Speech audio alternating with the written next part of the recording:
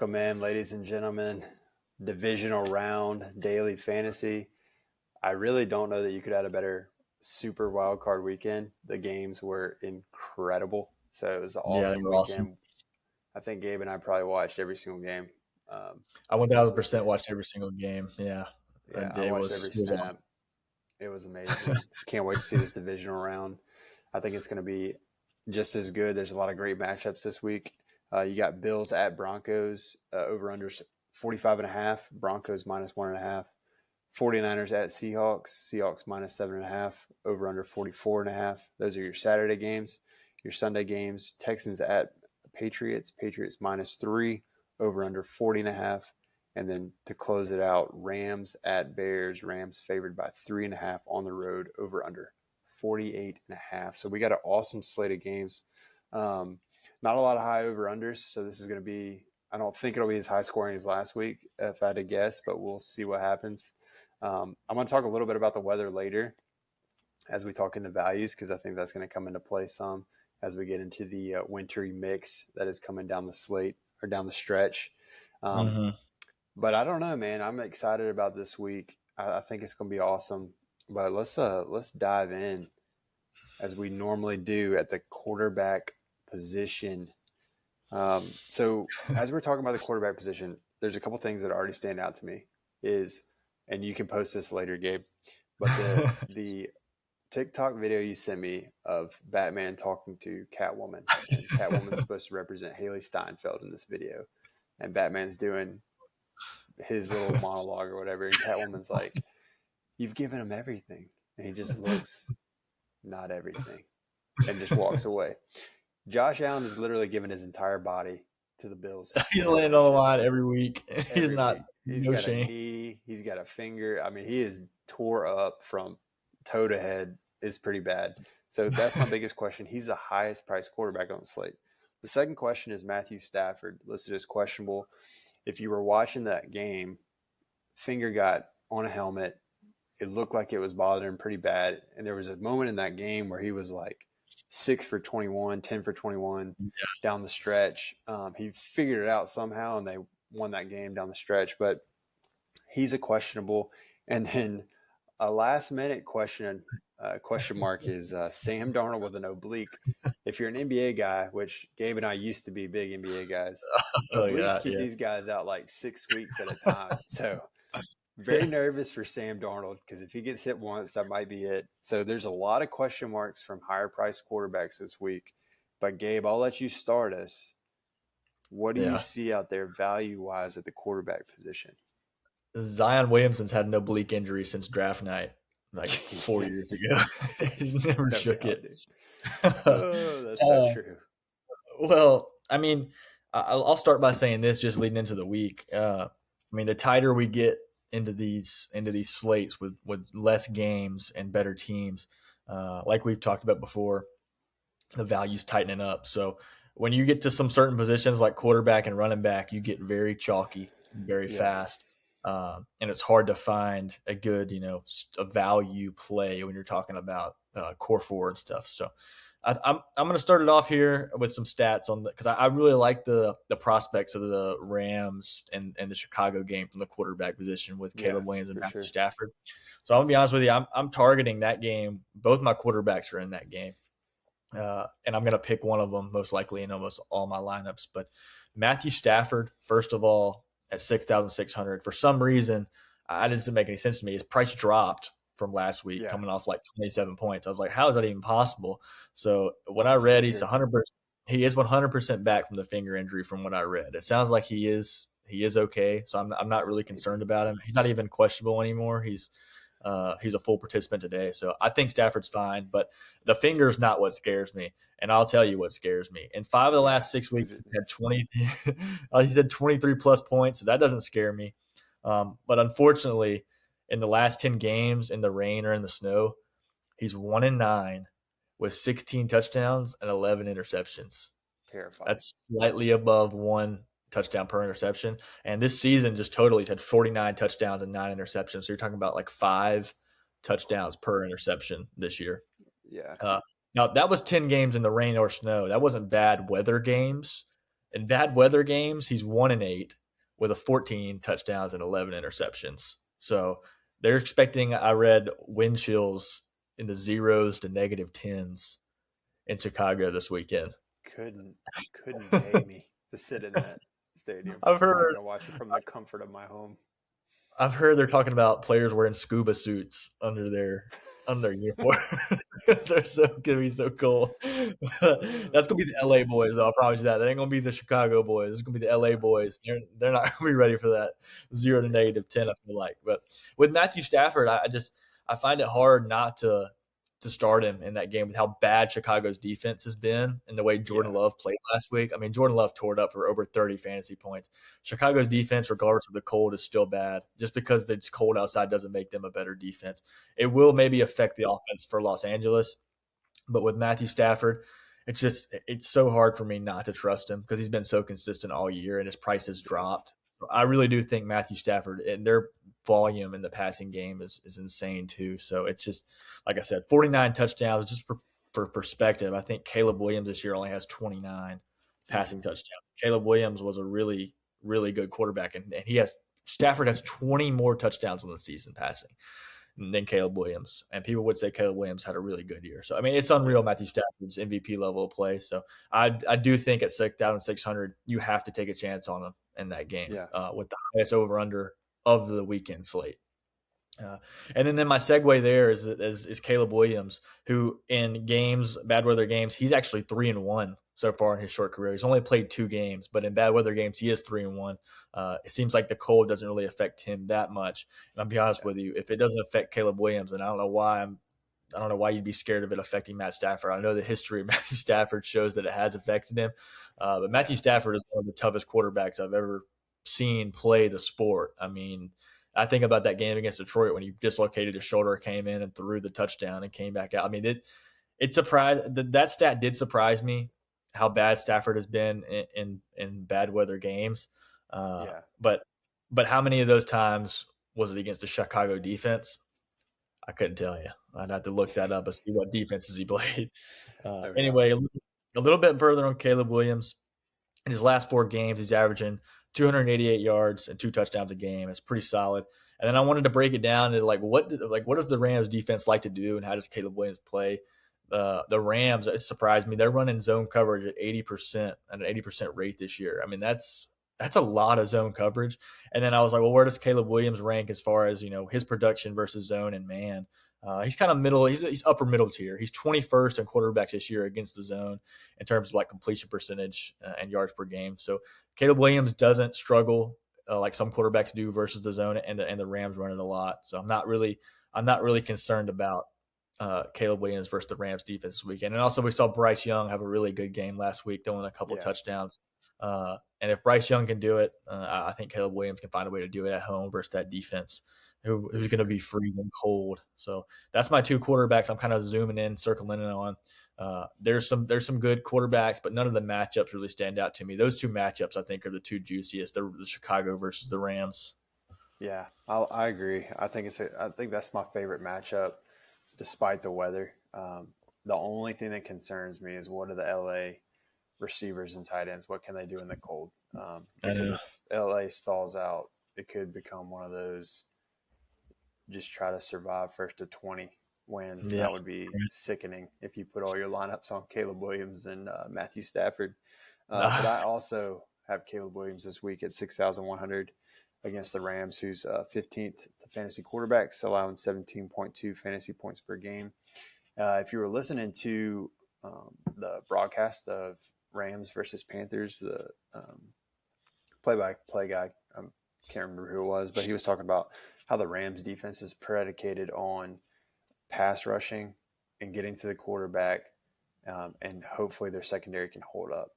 But the Yeah. reality is the Bears allow um, only 1.4 sacks per game, which is the third best in the NFL. So to me, that's a very um, Yeah.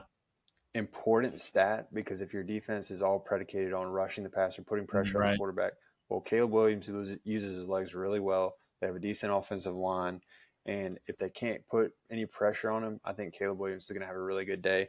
You look at Bryce Young, who was under duress all day long, still had his fourth highest Yeah. yards in a game at 264. He had a passing touchdown. He had 24 yards rushing and a rushing touchdown. So Bryce Young had one of his better games against the Rams last week. And one of the important things as I was kind of looking through this is, okay, what have the last five quarterbacks, like go small sample size, what are the last five quarterbacks done against the Rams? Bryce Young, 4.4 times his value. Jacoby Brissett, 3.5 times his value. Kirk Cousins was the one stinker at 1.8 times his value. Darnold, 4.3. And Goff, 4.8. So 4 of the last 5 have gone 3.5 or higher in their value. And if you look at Caleb Williams, the reality is he's proven again and again late in games he can make plays. He can use his legs.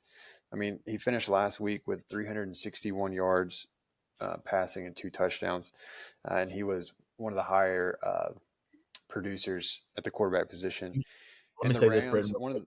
yeah, go ahead. He had 5 points at halftime of that game Yeah, against Green he got Bay, hot. and ended up with like 27. So like Yeah. when he's down, he's got the team right where he wants them. The other team. I know. And the reality in this game is the Rams offense is so good. He could get down again and force a throw. So, the Rams are allowing 234.67 yards per game and 1.5 passing touchdowns per game. So I think it's a really juicy matchup for Caleb Williams. He's one of my favorite plays this week. The only question I have is, can the Rams score in the cold? If they can't, you can see this kind of becoming a knockout, drag out fight. So we'll see what happens there. But he's one of my favorite plays. And then the other guy I like, even with the oblique injury, is Sam Darnold. The biggest question mark for me on Sam Darnold is, are they going to let him throw it? There's back-to-back games of less than 150 yards. But the 49ers defense is very suspect to the pass. They're allowing 237.67 yards, which is the second worst in remaining playoff teams per game. And they also allow 1.67 touchdown passes per game, which is the second worst remaining in the playoffs. And they allow 18 fantasy points per game, and that's 17th ranked in the entire NFL. So I really like the matchup for Sam Darnold. The biggest question for me is, they gonna let him throw it or not? Because if you look at the stats, and I'm going to talk about this later a little bit as we transition to running backs here in a second, but they just really have limited in the last 2 weeks. It's almost like they're playing, do we have to use him? Do we have to use him? You saw him get used against the Rams and he went off. But it's almost like they don't trust him and then he proves them wrong. So I don't know. But I really like him at 5,400. He's one of the cheapest quarterbacks on the slate. The question mark there for me is, are they going to let him throw? And how is the oblique going to hold up? So we'll see what happens. It's definitely a risk, but I do feel like he's going to be low owned this week as we go into divisional rounds. So that's kind of where I'm sitting at the quarterback position. It's Jacqueline Hyde. He had 8 points one game against the Rams, and then he had 21. And this picture is still the best picture I've ever seen. This is Sam Darnold trying to decide what quarterback he wants to be every drive. What path is he going to take, baby? I'm really hoping and believing it's going to be the Josh Allen path, but we'll see. Time will tell. But let's transition to running backs here for just a second. We've talked about this for weeks. The market for the running back position is really difficult to find value right now. They're dialed in over at Draftkings for sure. But I'm curious, as you're doing your research this week, did you stumble upon any gems that you'd like to highlight for running back value in divisional? I think I did. I think I found one just doing some stat searching. I found one last too. thing Let's go. Last thing I'll say on Matthew Stafford. Chicago is ranked 30th this year against fantasy quarterback. So third worst. Brutal. Pretty bad. All right, Mike. So you want me to start off with my go-to guy, or you want me to give you the runaround first? You want me to start off heavy, start off hot? Yeah. No. Give me the gem. so to The speak. gym. The All right. three-star gym. What do you got? The three. I'm going with RJ Harvey at 6,200. He's my favorite play this week. Is that who you have? Is that who you have on there? That's who I have as well. Yeah, just Oh I think gosh. that RJ Harvey, but he's my like I'm playing him. He's not my gym. He's my Oh, no. 5-star blue Okay. chipper. He's my guy.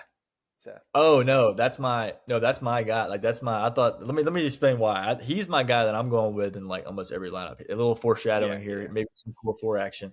Uh, so at what point do the Denver Broncos say, "Okay, RJ Harvey, you're our best running back. We know that.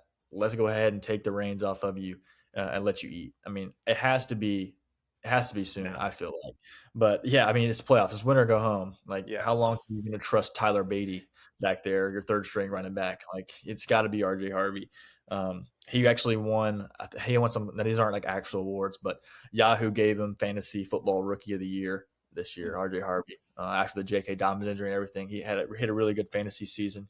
His snaps though they've been above 50% the running back Yep, position. The other two running backs have split the other 50%. Last week of the season, he played 68% before the bye week. So maybe a little foreshadowing there. He gets close to 70% of the snaps. That's kind of what I expect him to be at. But the matchup against Buffalo, great. I found out more about football researching the Buffalo Bills defense this weekend than than I ever have in my entire life. I mean, maybe this is what you have too, but the Buffalo Bills, they prioritize stopping the pass. Obviously, I mean they're one of the Yes, yeah, best teams against the quarterback, and so why agreed. was that? I just researched it, and schematically, what the sources say, they run a lot of too high safety, and this is going to get real deep here. Psych, Yeah, this is not our normal. this is not normal what I'm used to doing because I'm a baseball player and Britton's a basketball player, but we both love football, and so we know football, but that's not our technical knowledge where our technical knowledge lies. But we're learning. Uh, but it said the Buffalo Bills run a bunch of a bunch of too highs to kind of keep the top on the offense, not up those big plays, and run a lot of nickel and 4-2-5. So what that means is basically they have 4-man fronts, 4D linemen, which leaves a lot of gaps open in the run. And then this is a term I'd never heard before. They run a one gap penetrating style, which sounds kind of freaky.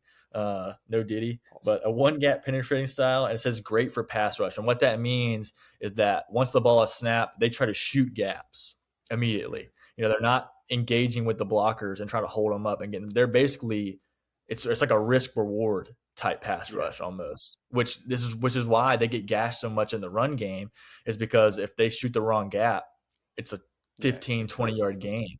And so that it's very high volatility in terms of their defense. And then also their talent on the defensive line with Ed Oliver out, it's just not very good. They Yeah, got a washed up Joey Bosa, and they have a good linebacker group, I think, but the D line up front is just it's just not very good. So yeah, I'm thinking RJ Harvey has a good game this weekend, especially with how the Bills play. Like I said, they try to limit the pass, so it's going to be an RJ Harvey game if Denver's going to move the ball because they're not going yeah, to let Bo Nix beat them through the air. It sounds like just based on yeah. their scheme since Sean McDermott's been there, from what I was reading. So 100%. that's my gym. I know that wasn't your gym. You said may Yeah. have a gym, but that was my gym Well, of let the me weekend. add before you go to number two. Let me just go ahead and while we're on the RJ Harvey topic, let me just go ahead and throw out a couple things, and then I don't have to talk about them later. Um, so last week against the Jaguars, ETN and Tootin, 14 carries. That was it combined. Yeah. 118 yards Oh on yeah. 14 carries, dude. Yeah. They were Yeah. averaging 8.42 yards per carry. And then ETN also got involved in the passing game for 5 targets, 5 receptions, 49 yards, and a touchdown, Yeah. which I love because Harvey's proven this year that he is more than Yeah. capable For of the sure. receiving back load. So this season he had 5 receiving touchdowns and 47 receptions, which is great, especially for a rookie running back. Um, Yeah. I think that everything you said is like we're talking about like PhD level. That's high I'm just level gonna ball dumb it. knowledge that Yeah, I don't have I'm I gonna don't dumb that have. down for our normal people. Bills allow 25.6 fantasy points per game this season to the running back position. I'm with you on the Dobbins snaps percentage. He's averaged 60% of snaps played in the last, or really since Dobbins went out. He's averaging about Yeah. 60. He's gone 65, 55, 60. He's stayed around there. I think it's an hour never game. He's going to play 70% of snaps. He's a great receiving back. ETN proved that you can get him through the air. I'm hoping for the dump off deluxe. And then I'm hoping, like you said, I mean, at 8.42 yards per carry, I mean, even if he does 6 yards per Yeah. carry, still Yeah. incredible. So I like him a lot at 6,200. He'll definitely score a touchdown this week. You can book that for sure. Oh, baby. All right. Um, and I just think it's a great matchup. So I wanted to just add a couple little nuggets as you were going PhD level, just dumb it down for our, you know, your in high school we took normal classes, advanced classes, AP, normal classes right here. So just make sure our other audience members know what we're talking about. All right, give me your 3-star gem though. What you got? So Kenneth Walker at 5,500. I'm I'm very surprised that both the running backs for the Seahawks are below 6,000 and they're not a Yeah, little bit higher up. When I was looking at their split this year, it is literally almost 50-50. Like there was a minute there that I thought Kenneth Walker was going to usurp Charbonnet, and then there was games where I was like, oh well, crap, Charbonnet's usurping Kenneth Walker. Kenneth Walker had more carries this year. He out carried him by like 50 carries, but Charbonnet scored 7 more touchdowns than Kenneth Walker this year. And so I'm like, I really know what to don't do do it. with that backfield. Don't do it. But do I? What? Don't do it. Don't do. Don't snipe I'm me not on gonna. it. I'm not gonna do it. I'm just speaking on just that offense. I don't really know which one to play because both they're the split is so even that both of them scored 17 plus last week. So I don't know what to do. I don't I'm in gonna make between the the two. case later as I get into my Mhm. 3-star Yeah, gem yeah. for You make both. the But case. you That's keep not my going. 3-star gem. That was just a guy that I was thinking like that. What I wanted to say. The whole point of that was to say that if one of those guys goes down during the game, you Oh get yeah, it's instant best play at the running back position, no doubt. And I hate 100%. injuries, and I don't wish injuries upon anybody, but they're a reality. Yep. And we saw Woody Marks go out last week. We've seen some injuries. Like it's just one of those things you have to have some exposure just in case it happens because their prices are so low Yeah. for a 90+% snap share if one guy goes down with a rolled ankle or a concussion, and it can happen. It's a Yeah. reality. But my running back that I'm going out besides RJ Harvey is DeAndre Swift for the Chicago Ooh. Bears, mainly because he has been great in the pass game. Yep. Touchdowns, just catching passes, whatever. But he's also playing more snaps than Manungai. And from that game last week against Green Bay, it just seemed like they just with the time in the offense with Mm. Manungai being a rookie, they trusted Swift to be on the field more in those clutch situations at the end of the game. And against the Rams, where I feel like there's not a lot of time, there's not a lot of margin for error when it comes Yeah. to either making mistakes and blitz pickup and or just being comfortable with Caleb Williams in a game they're going to have to score a lot of points. If they dominate that game on the ground with Swift and Manungai, then I think there's an avenue where Swift may have his upside limited a little bit. But if it's a high scoring game with LA, I don't see how Manungai keeps up, and it seems like it'll be the Swift game, who has much more upside catching passes, which Yeah. we've seen throughout the season. So that's really the reason I like Swift so much because he's at 6,000. He's actually less than RJ Harvey, and he scored a decent amount of touchdowns this year as well. He's got 11 touchdowns on the season. DeAndre Swift Mm. does.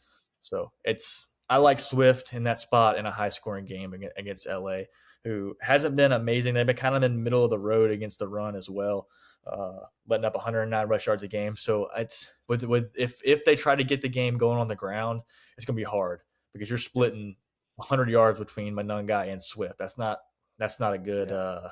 it's not good output on the ground. But if they can get the Right. pass game going, I think that's where you're going to find the value with Swift. So that's my two. RJ Harvey and DeAndre Swift are kind of where I'm leaning at the running back position right now. I like it. I'm very thankful that you went that route because I want to make a case here. So Okay, I love make a case.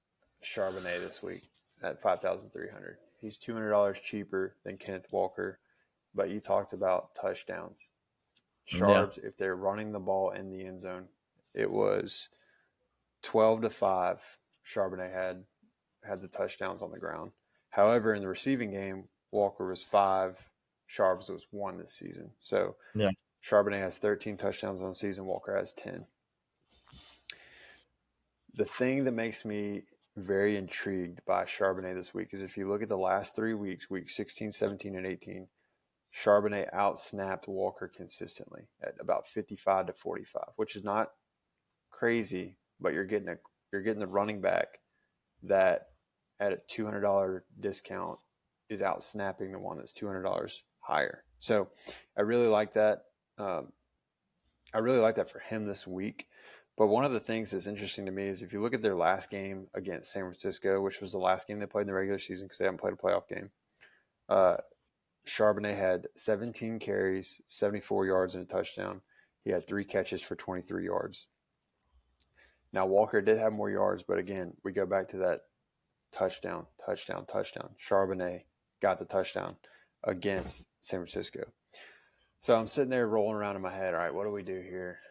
Do we roll the dice on Sharps and see what happens? I could make a case that you could roll the dice on both of them and play them in an on-slot running back lineup. Now, that Yeah. sounds crazy, but here's the thing. Sam Darnold's back-to-back weeks, and I talked about it earlier, back-to-back weeks at only 150 yards passing. Listen to the touches for Charbonnet and Walker combined the last 3 weeks for San Francisco, or for Seattle, sorry. Yeah. So Charbonnet, 20, or is the last 2 weeks, 20 and 17. Walker, 20 and 20. So there's a total of, between them, 77 touches in the last 2 weeks for Seattle, proving once again, maybe Sam Darnold is not the play. You play one of these running backs here. Or both. But or both. Yeah, you could make the case to play both after their performance against San Francisco. But I think for me, the gem is Charbonnet because he is the touchdown machine on the ground. I think if you're going to beat San Francisco, you do it like you did last time, 17, or it was 13-3, but you keep it 17-10, 17-9, keep it in that range because San Francisco is 22nd to fantasy running back at 23.9 fantasy points per game. And Charbonnet the last 3 weeks, 17.4, 29.2, 18.7. So he's rolling right now. So you got to love it. Now he has had a lot of touchdowns in those 3, but he's probably he's one of the cheaper running backs that's fringe starter, if that makes sense. So he's one of my favorite plays this week at 5,300. Give me Zach Charbonnet. And I'm just going to go ahead and say this just in case it happens. Typically when I pick Kenneth Walker or Charbonnet, the opposite happens. So if you're listening and you've made it this far into the podcast, understand I am saying Zach Charbonnet. But if you pick Ken Walker, I think it's a great play. So just wanted to cover my bases there. Yeah. What else you got? Who else? I was going to say that one guy that I thought was intriguing. So Kyron Williams and Blake Corum are both splitting snaps, which I thought was going to end last week. Luckily, we got saved by a Kyron Williams receiving touchdown, but it still seems like they trust both those guys significantly there. A lot of bad matchups at the running back position, especially in that Houston-New England game. And you got Ramondre Stevenson and Woody Marks. Stevenson had a good game receiving. He has, I don't trust any of those players in that game. Like that's going to be a hammer the under between Houston and New England. But I have to at least mention that Woody Marks did have 100 yards and a touchdown. First time he's gone over 100 yards this year. And it was clear, like we mentioned, he's the lead back. They have Chubb in there as kind of a change of pace, but they definitely don't trust Chubb as much as they trust Woody Marks.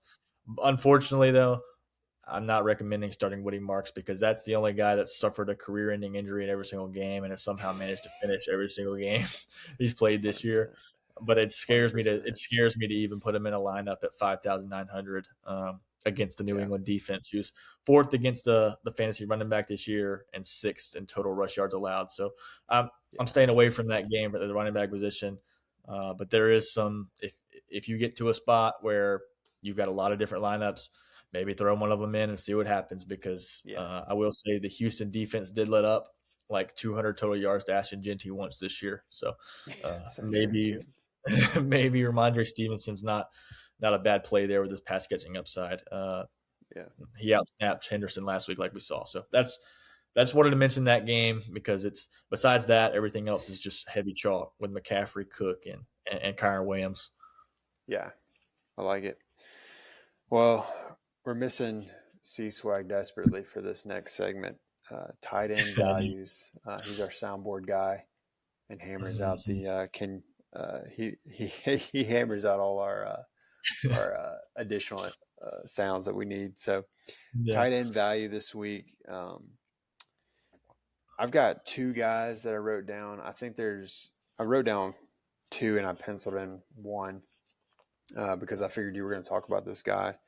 Is Colston Loveland at 5,500, who has essentially turned into wide receiver one for the Chicago Bears. I didn't write down a whole lot other than the fact that he's got 10 targets, 13 targets, and 15 targets the last three games, and he's gone 20 plus um, in all three of those games. He has turned into a reliable option towards the tail end of his rookie year. You may have a little bit more information you want to share on him, I, but I I don't think I don't he's, have Loveland because I do think he's a great play this weekend, but yeah, um, with his most recent success at 5,500, I'll have him in a couple lineups for sure. But yeah, same. it's just it. I think there's some better value than Loveland, but no, I definitely think he's still got some value at 5,500. But I didn't Yeah, have him down, so go in, I do feel your like thing. I feel like he's kind of hit that. We talked about Trey McBride about Yeah, midway through the season where he was priced at like high 5,000s, low 6,000s, and we're like, you got to take him. He's wide receiver one for Arizona at this point. I feel like Loveland's kind of entered that territory the last 3 weeks, last month of the season. So I think he's a player that a lot of people have circled. I'm sure he'll be high ownership, but I've got two guys that I think are extreme values this week, and the first one is Jake Tongas um, at 3,400 against Seattle, who, as good as their defense is actually 22nd to fantasy tight ends, allowing 14.9 fantasy points per game. Unfortunately, Tongas is stepping into the role of Kittle, who pour one out for him. Achilles is laying on R.I.P. that field still R.I.P. somewhere, but um, he's going to get all the snaps or a good Yeah, majority of the yeah, snaps. he is. And Seattle's allowed the fourth most receptions to the tight end position per game at 6.18. And they've also allowed the sixth most receiving yards to the tight end position at 63.53.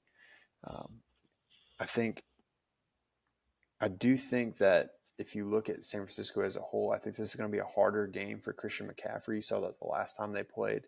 I think Brock Purdy is going to be looking for options, and I think Tongas is going to have some good matchups based off the statistics that you're seeing. So I like Jake Tongas at 3,400. And then the second guy I've got is AJ Barner at 3,600 versus San Francisco. So that's kind of a game I'm targeting for tight ends this week because San Francisco is 24th to the tight ends in fantasy, allowing 15.4 fantasy points per game. They allow 5.72 receptions per game to the tight end position, which is ninth worst.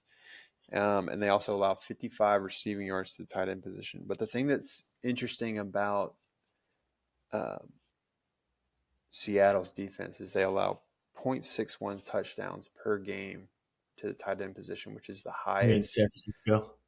Yeah, sorry, San Francisco Yeah. allows 0.61 touchdowns per game to the tight end position, which is the highest in the NFL. So AJ Barner, really, the reality of the situation is if you look at the receiving core for Seattle, there is no one else besides Yeah. JSN.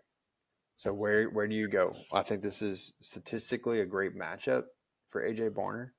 I think there's going to be an opportunity at 3,600. I think there's some extreme value there for him this week to get going and potentially become a true value play against San Francisco's defense. So those are the two guys I have. What you got on your side of things? So what I wanted to say about tight ends is you talked about Colston Loveland and how his price being he's the highest priced tight end going into the slate. What you do at the tight end position is solely dependent upon what position you want to pay up Yeah, for your chalky players. If you want to pay up at the running back position or the wide receiver position and get JSN and Christian McCaffrey. It's going to be hard for you to start Stafford. It's going to be hard for you to start Loveland. Yeah. It's all about how you want to construct your lineup. And so I think that I can find a good enough tight end where I can fit in like a JSN or a Puka or a Christian McCaffrey, which might be one of those slate breaking plays. Um, Mm-hmm. you could by putting Colston Loveland in there to score you 25. If that makes you sacrifice getting JSN who's going to score 40, it's kind of hard to justify playing him. So Yeah. it's a it's a catch 22 if you want to play him. But no, it's Tonga's time in San Francisco. You mentioned it. With the games that Kittle missed early in the season and late, he averaged 10 or more points in 5 out of 7 games. So it's the most recent game. He had 7 catches and a touchdown for 60 yards. He's been very productive without Kittle, and I don't expect that Yeah. to change this week against Seattle. And then one thing you didn't mention about AJ Barner was that he's tush push guy. He gets Yeah. carries at That's a good point. whatever it's like 1 yard. If they need to get a touchdown in the end zone, he could vulture Kenneth Walker and Charbonnet, which would be hilarious. We talked about both those guys. AJ Barner comes in there and scores a rushing touchdown with a tush push. That's going to That'd be happen kind now of that you wild. said it. Yeah. Yeah. No Fred Warner for the 49ers. They announced that today. They're not activating him. As what Shanahan said. Now, would I put it past the shady 49ers, which I have a history of being extremely aggressive towards because they are they lie on their injury report a lot, and I have proof of it. It wouldn't surprise me in the least You if got Fred Warner receipts. it wouldn't be surprising me the least if Fred Warner is activated 10 minutes before that game starts and he Yeah. ends up playing. It wouldn't surprise me at all. So take that with a grain of salt on if you think he'll play or not. But yeah, AJ Barner's a good pick. Somebody I was looking at as you were talking because you hit the nail on the head with Tongas and Barner. I was looking at Evan Ingram at Mm. 3,500. He's had his role taken over by Adam Troutman at Mm. 2,500 this week. Troutman played 72% of the snaps in week 17 and Yep. I saw that. 58% in week 18. At 2,500, Troutman might not be a bad play this weekend if you want to punt on the tight end and try to go like extreme mega stack with JSN, Puka, and McCaffrey. Imagine that stack. I think like you said, I think you said like McCaffrey has a bad match against Seattle, but the floor is so high. We saw that last week. Yeah. But I think Troutman with his snap count being as high as it is at the low price, you could get a sneaky pick there if he finds a way to score a touchdown against Buffalo. And then just the Rams tight ends, Higbee and Parkinson, they're both back. I don't like Yep. either of those guys. They went 50-50 on snaps this past week. So not huge on them. Same with kind of Buffalo. Not big on there. And then I thought Schultz would have a good week last week against Pittsburgh. Didn't come to fruition. If Nico Collins is out, we talked about Schultz stats last week. What he does at the tight end position. If Nico Collins is out, I think Dalton Schultz instantly moves up to wide receiver 1. I don't trust I Christian Kirk, agree. which I'll get back to. I'll get that to that in the next segment. But at Dalton Schultz at 4,200, New England is 21st versus Mm. tight end position this year in fantasy. And he finished inside the top 10 in fantasy production this year and had more receptions than Nico Collins this year. So I do think Dalton Schultz has an avenue to a good day if Collins is out. So those are my tight end plays. We Yeah. mentioned I pretty much mean, everything there. So, that's but what I was about to say. Is there's the reality is there could be value for a lot of these guys on the slate this yeah, week. I mean, you mentioned Schultz, you mentioned Troutman. If you want to punt, Tongas with the injury to Kittle, Barner, tush push possibility. I mean, Loveland's just been a dog, so there's a lot of we good may get options to pick from. yeah we may get flack saying that, well, if you name all of them, then one of them's going to hit. So I'm just say it now. If I'm picking anybody, it's Tongas time. I'm going Jake Tongas Yeah, oh, as my tight end play of the week. I love it. I love it. So this is where you make your money, receivers, right? No, Um, yeah. you find a way to dig and dig and dig until you finally hit a gem. Um, but last week, I'm still mad at you for taking Jalen Coker from me, but that's all right. This week, I'm not going to allow you the chance to snipe. I'll go first at wide receiver, and then allow you to go through your laundry list uh, of potential values at the receiver position.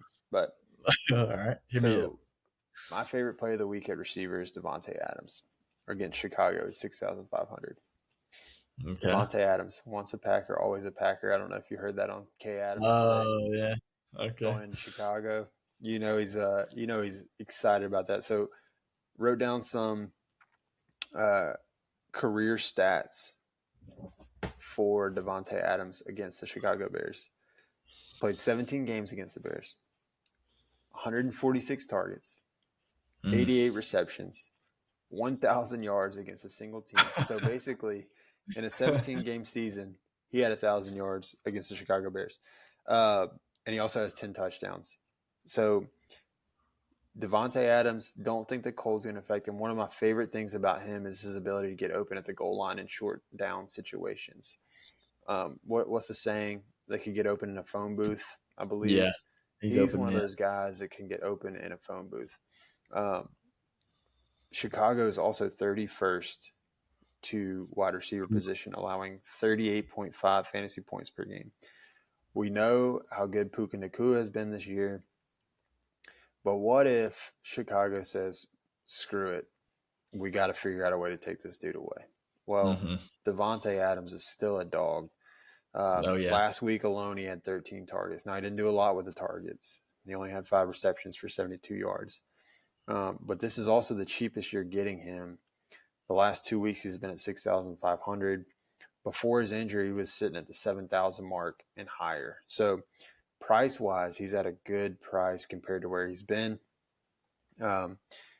And the biggest thing for me is this is a team that he's familiar with, an environment he's familiar with. The cold's not going to affect him. He's used to it. He played in Green Bay for daggum a decade almost. Um, but the biggest thing too is you look at Chicago's.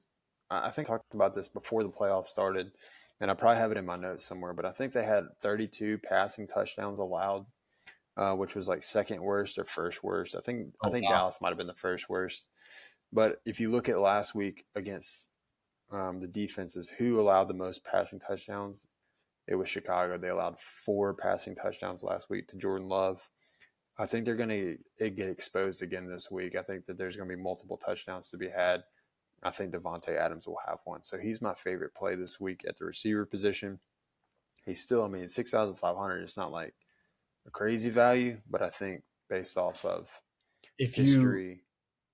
yeah, if you get Devontae Adams at 6,500 and you get 20 points out of him, and Puka Nacua at 9,000 gives you like 30, 32, you're talking about a 3,000 salary gap Yeah. between the two. That's only a 10-point difference. So Yeah. that frees up so much space if you can get a touchdown or two from Devontae Adams. So great pick, I think. Well, yeah, one of my favorites. Second guy. So this is my deep cut of the week. I've mentioned this guy before. You're gonna I laugh know at me who when it I say is. his I name. know who it is. Who is it? Pat Bryant. Pat Bryant, baby. Yeah, I Pat know who it Bryant, Denver is. Broncos receiver at 3,900. So why do I like Pat Bryant? If you take a 4-game sample size and compare it to wide receiver number 2 for the Broncos, which is Troy Franklin, Sutton is kind of in a category by himself right now. If you look at his targets per game in the last like 4 or 5, it's like double digits in all of them. Yeah. But comparing him to Franklin, he's averaging about 6 targets a game. Franklin's under that mark.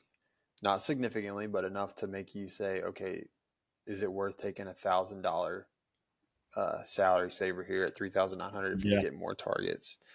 So he's had more targets, which is to me, it's one of the bigger deals if you're looking at how can I save value. To me, that's, you save $1,000, he gets the same amount of targets, same amount of yards. That's a big deal. The the big thing for me is you talked about it earlier when you highlighted RJ Harvey, is the Bills passing defense is great, is top in the NFL. So what does that mean? I think it means there's gonna be opportunities for other guys on the slate, like a Troy Franklin, like a Pat Bryant, because I do think that Sutton, they're gonna find a way to try to take him out of Yeah. the game. And that Right. means who's next? Could it be Troutman? Absolutely. Could it be Troy Franklin? Absolutely. But I'm circling Pat Bryant just because of based off of what I'm seeing target wise. I get a little bit more confidence seeing a consistency in targets where you look at Franklin. He's been a little bit up and down the last 4 weeks. So Pat Bryant's one of my favorite plays. Now, he's not 3,900 to me is still a little bit of a reach for him Yeah. for a guy that hasn't produced like crazy amounts of yards on the targets. But if he can slip one and get the 30-yard chunk and then catch three more balls, you're right where you need to be. So Pat Bryant's one of my favorite plays this week at the wide receiver position. And then if you look at the last week, can it translate to this week? Christian Kirk had the best performance of the season at 4,100 last week for the Texans. He had 31 fantasy points. He had 9 targets, 8 receptions, 144 yards, and a touchdown. The question is, do you believe that can translate?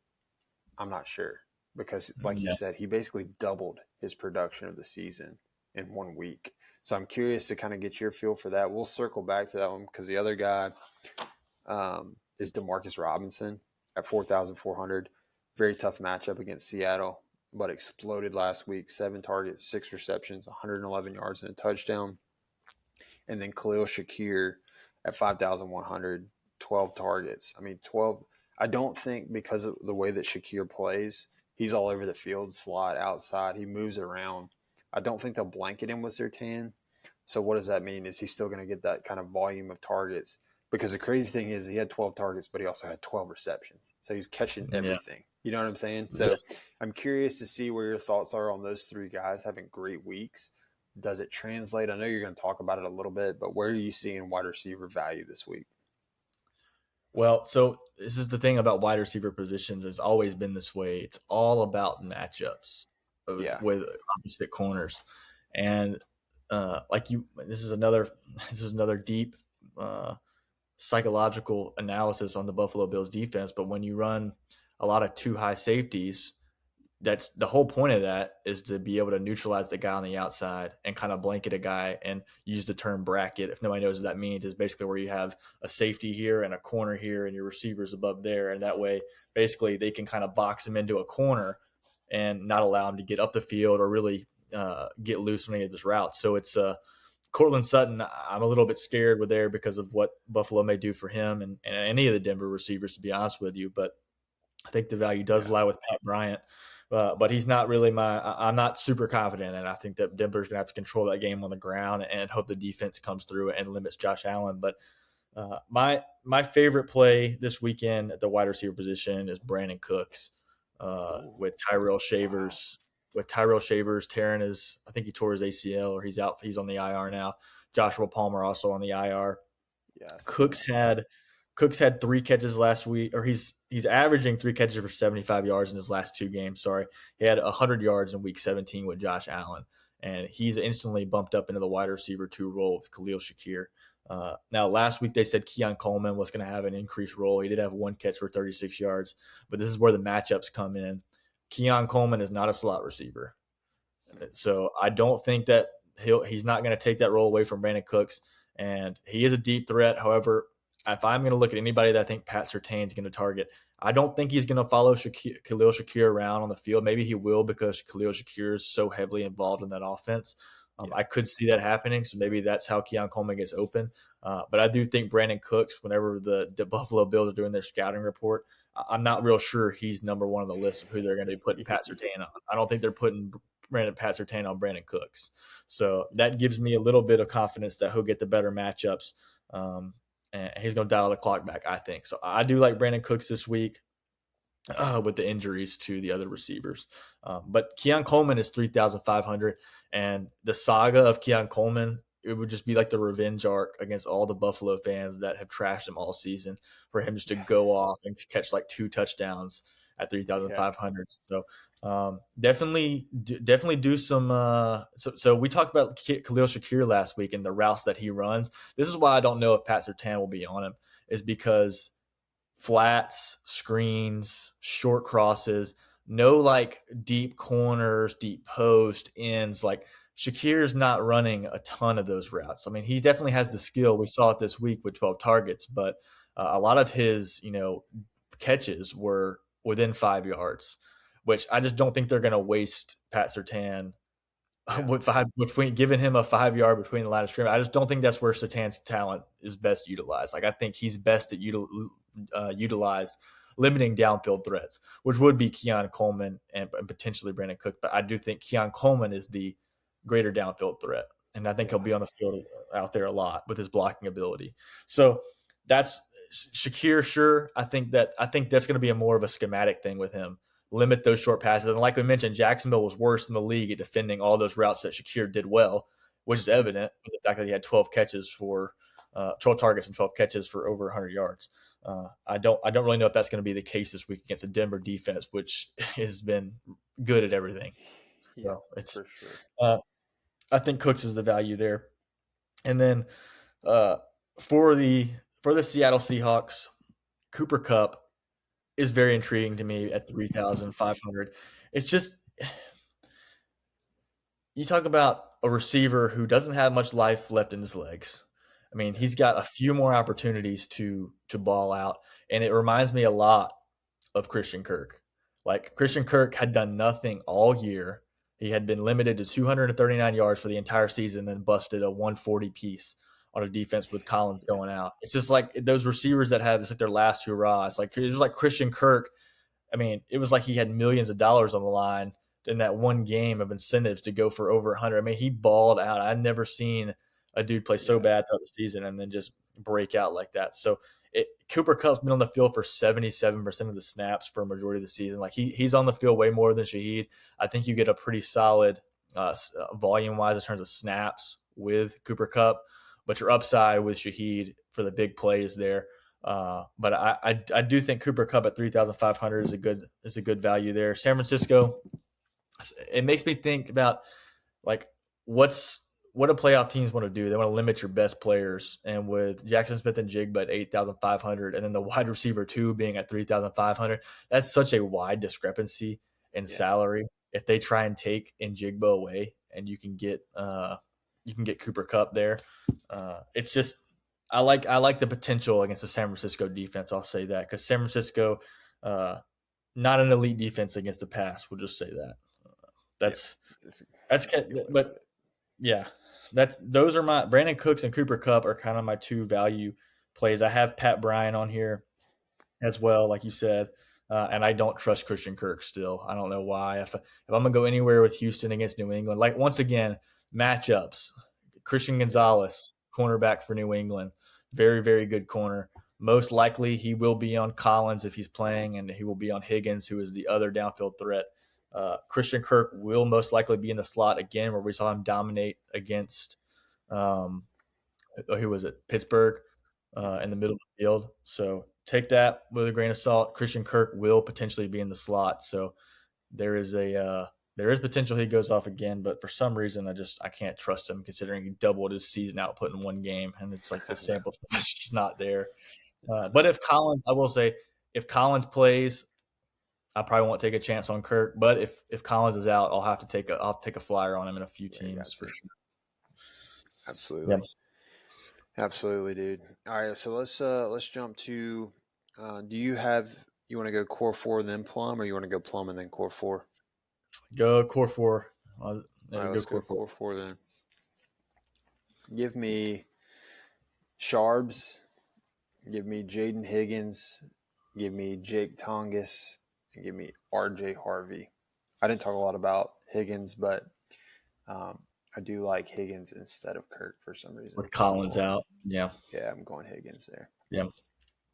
Um, for me, I'm gonna go with RJ Harvey, 6,200, Brandon Cooks, 4,000, Tonga's Time, 3,400, and then I'm going Matt Staffy at Staffy. 6,600. I'm taking a chance on staph infection. Might give me staph infection Yeah. if he plays terrible in the bad weather, but uh, I'll have to check the wind in that game because it does say like the wind chill scares me if it's like super windy. Yeah. I did see a video. I don't know if it was true or not. It could have been AI of snow being blown at like 500 miles an hour across Chicago today. I hope it wasn't real, but it might have been. Potential I changes to the core wrote four. It said when I looked today, it said moderate winds. Moderate, Moderate. probably 10, 10, 10 to 12 10, yeah, 10 miles to per 12. hour, maybe. Yeah. He had It that really game was didn't. windy, and like you said, that game when Carolina was windy too, and Matthew Stafford Yeah, didn't show really any issues with the wind. He's a strong arm quarterback. He can fight the wind, but it's going to be more of the field if it's icy and hard, and receivers can't get their footing, and it's for just sure. an ugly game. But I trust Matthew Stafford. I don't know how you can't trust the MVP of the Yeah, league I this agree. year. He's been fantastic. I agree completely. Um, Plum pick.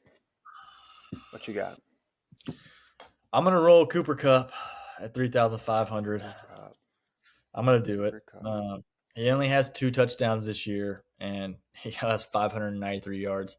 I will say I died on the Cooper Cup train in a couple best ball leagues in Draftkings because I Hmm. just got infatuated with the name. I was like, "Oh, Cooper Cup! Like, dude, he's a Yeah. stud." I'm leaning 100%. Nothing statistical. This is purely plums because of Christian Kirk. That veteran playing in a playoff game, whatever he's been holding back all season to stay healthy, he's going to unleash it here with nothing to lose Yeah. in the playoffs. That's kind of my thought process there. I love it, dude. I've got Jaden Higgins as my plum pick this week. With Nico Collins out, it's going to be Schultz, Higgins, or Kirk, and I'm going throwing my dart at Higgins this week. My plums are telling me go that direction, so I'm gonna listen to him.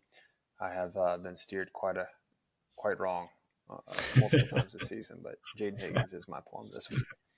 AI optimal lineup, so significantly down compared to last week. I think Yeah. last week the projected output was around 142, 143. Projected output this week is 130.